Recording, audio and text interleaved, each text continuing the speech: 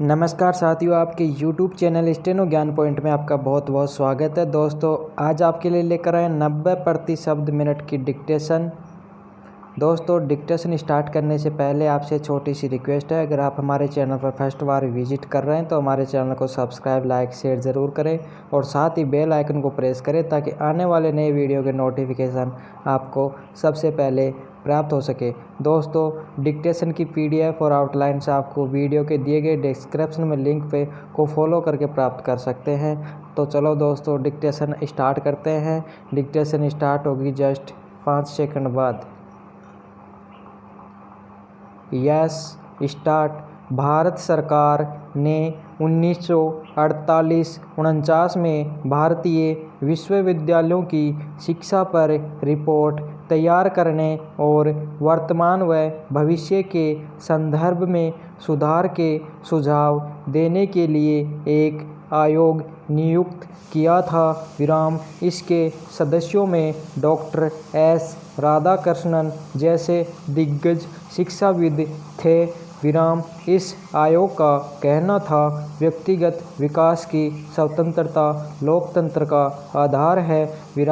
भारत के तत्कालीन मुख्य न्यायाधीश BN कृपाल ने TMA पई फाउंडेशन व अन्य बनाम कर्नाटक राज्य और अन्य 2002 मामले में दिए फैसले में भी इस बात को उद्धृत किया था।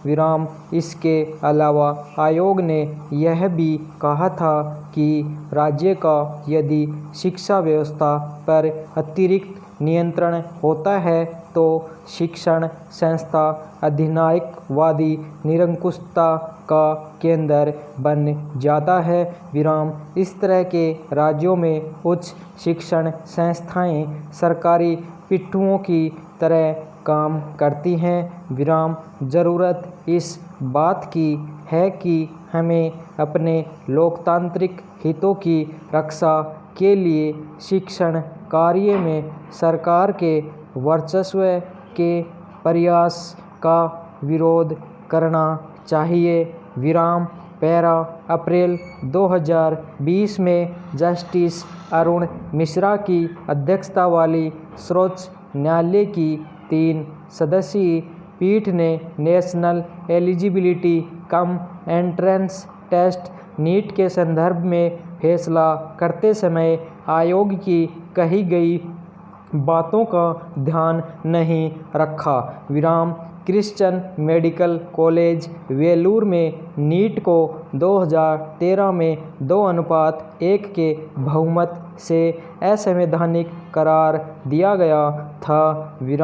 वर्ष 2016 में इस फैसले की समीक्षा को स्वीकार किया गया, लेकिन असहमति रखने वाले न्यायाधीश ने संविधान पीठ द्वारा सुनवाई से पूर्व नीट को आवश्यक बना दिया। नीट वास्तव में विश्वविद्यालयों और उच्च शिक्षण संस्थानों, विशेष रूप से निजी व अनुदान राशि प्राप्त न करने वाले संस्थानों की स्वायत्तता पर हमला है। पैरा नीट या सत्ता द्वारा नियंत्रित करने के अधिकार के नाम पर बिना अनुदान वाले निजी संस्थानों और अल्पसंख्यक संस्थानों के अधिकारों का हनन नहीं किया जा सकता। सरकार को संस्थान के अल्पसंख्यक चरित्र को मिटाने का अधिकार नहीं है। अलबत्ता यह सही है कि कुछ अल्पसंख्यक संस्थानों में प्रवेश को लेकर अनुचित प्रक्रिया अपनाई जाती रही है, लेकिन इसके लिए गलत प्रशासनिक तरीके अपनाने का अधिकार जताना गलत है। पैरा सवाल यह उठता है कि क्या नीट विद्यार्थियों के लिए सहायक है। उदाहरण के तौर पर तमिलनाडु में नीट और इसके जैसी अन्य राष्ट्र स्तरीय परीक्षाएं JEE कॉमन लो एडमिशन टेस्ट आदि का विरोध होता रहा है। विराम पैरा इसका कारण यह है कि इन परीक्षाओं के लिए चलने वाले कोचिंग सेंटर अनाप शनाप पैसा कमा रहे हैं। विराम चूँकि ये सभी कोचिंग सेंटर शहरों में होते हैं, जो ग्रामीण पृष्ठभूमि के गरीब विद्यार्थी जो क्षेत्रीय भाषा माध्यम से शुरुआती शिक्षा लेते हैं, वे इन परीक्षाओं में पिछड़ जाते हैं। विराम यह भी ध्यान देने योग्य बात है कि central board of secondary education और राज्यों के सिलेबस व स्तर में ज़मीन आसमान का अंतर होता है। विराम हालांकि हम कई परीक्षाओं में इसके लाभ की अनदेखी नहीं कर सकते कि यदि कोई विद्यार्थी बीमार पड़ जाता है और एक परीक्षा में अच्छा प्रदर्शन नहीं कर पाता तो उसके पास बिना साल गंवाए अन्य परीक्षा में उत्तीर्ण होने का अवसर होता है। विराम पैरा दूसरे यह विद्यार्थी को अपनी पसंद का संस्थान चुनने का अधिकार भी देता है। विराम लेकिन हालांकि बात यह भी है कि बीते 4 वर्षों के दौरान 2 बार नीट का पर्चा आउट हुआ है। विराम इससे नीट को लेकर साफ सुथरे ढंग से परीक्षा के आयोजन और पारदर्शिता को लेकर लोगों में अविश्वास का माहौल बन गया है। विराम इसके अलावा अंत में गलत अनुवाद का भी मसला है। विराम वर्ष 2018 में नीट परीक्षा में 49 प्रश्नों के तमिल अनुवाद में गड़बड़ी पाई गई थी। विराम इसी के चलते मद्रास हाई कोर्ट को सभी गलत अनुवाद वाले 49 सवालों के लिए 4 अंक देने का आदेश जारी करना पड़ा। विराम यद्यपि सर्वोच्च न्यायालय ने हाई कोर्ट के इस आदेश को यह कहते हुए निष्प्रभावी कर दिया, मनमाने ढंग से बिना यह परखे कि किसी ने उन 49 प्रश्नों का उत्तर दिया भी है या नहीं, सभी को ग्रेस मार्क्स देना ठीक नहीं है। विराम हमारे न्यायाधीश वास्तव में सोचते हैं चूँकि नीट योग्यता को बढ़ावा देता है, इसलिए यह सर्वश्रेष्ठ विकल्प है। विराम पैरा नीट के प्रशासक और न्यायाधीश इस तथ्य को मानते हैं कि बिल्कुल सही नहीं तो पर्याप्त तौर पर बहुआयामी योग्यता का आकलन किया जा सकता है। विराम योग्यता के लिए प्रतिस्पर्धा और समान अवसर की आवश्यकता होती है। विराम जब नीट और इस तरह की अन्य प्रवेश परीक्षाएं इस मूलभूत मानदंड को पूरा नहीं करती तो परीक्षा को उचित और न्यायपूर्ण नहीं कहा जा सकता है। विराम समानता की बात तो केवल ढकोसला लगती है।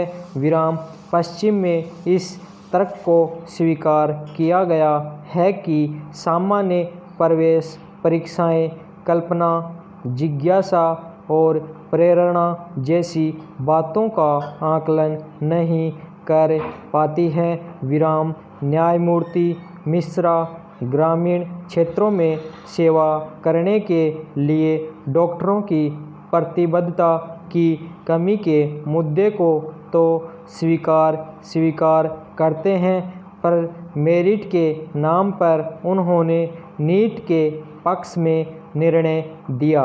विराम पैरा अल्पसंख्यक अधिकार अनुच्छेद 14 में समानता के प्रावधान का उल्लंघन नहीं है, क्योंकि संविधान वर्गीकरण को अनुमति देता है।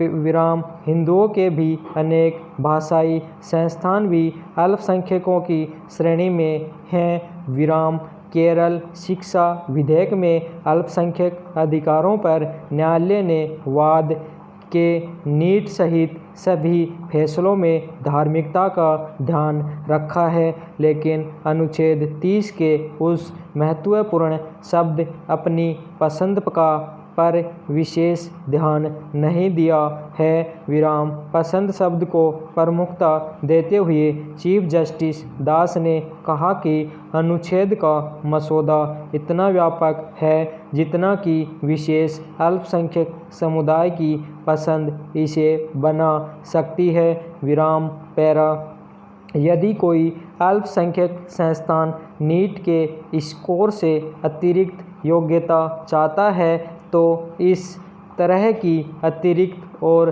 श्रेष्ठ योग्यता से इनकार करना उस संस्थान की पसंद को कम करना कहा जाएगा। विराम यदि कोई नीट की आवश्यकता को मानता है और केंद्रीयकृत काउंसलिंग के कारण कई अल्पसंख्यक संस्थान और निजी मेडिकल कॉलेज अपनी सीटें भरने में असमर्थ रहते हैं, तो यह वास्तव में एक असहनीय अतिक्रमण कहा जाएगा। विराम इसके अलावा प्रत्येक खाली सीट तो देश का ही नुकसान है। विराम पैरा न्यायालय के मुताबिक प्रवेश के लिए प्रबंधन या फिर राज्य/विश्वविद्यालय द्वारा सामान्य प्रवेश परीक्षा को समान ही माना जाएगा। विराम इस्लामिक एकेडमी ऑफ एजुकेशन व अन्य 2003 में शीर्ष अदालत की 5 न्यायाधीश पीठ ने निर्णय लिया और कहा जिन संस्थानों में विशेष सुविधा रही है और जो केवल अपने समुदाय के छात्रों को ही स्वीकार करते रहे हैं, विराम इसके लिए वे कम से कम 25 वर्षों से एक निष्पक्ष व पारदर्शी प्रवेश प्रक्रिया अपनाते रहे हैं, सामान्य प्रवेश परीक्षा से छूट प्राप्त कर सकते हैं। विराम यानी अल्पसंख्यक संस्थान उचित और पारदर्शी प्रक्रिया से अपने अल्पसंख्यक विद्यार्थियों को प्रवेश देते हैं। विराम अनिवार्य केंद्रीयकृत काउंसलिंग के साथ नीट लागू करना वास्तव में अनुचित है। विराम धन्यवाद।